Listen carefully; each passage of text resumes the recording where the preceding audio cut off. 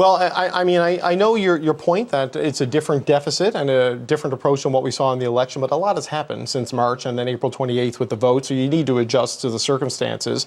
Is there no justification, in your view, to move in the direction they've moved and add to the deficit? These are Mark Carney's promises. He promised that we would have a fastest growing economy in the G7, and in fact, their words don't match what's actually in the math of their budget, because their budget clearly outlines that investment is fleeing this country every quarter until the end of the year since he's been prime minister. He said that he would have the lowest debt to GDP ratio. He just changed the word debt to deficit, and he's revised that anchor. Mm-hmm. So that's not there anymore. These are Mark Carney's promises. They're not my promises, and they're what Canadians expected. So if you're going to measure him against his expectations, I think he's failed that test with this budget. Okay, so it's very clear then the Conservatives will be voting against this budget. We cannot support this budget. We cannot support doubling the deficit, doubling the debt in this country, and not a single measure of affordability for anyone who is desperately asking for it in Canada. Okay, but the counterfactual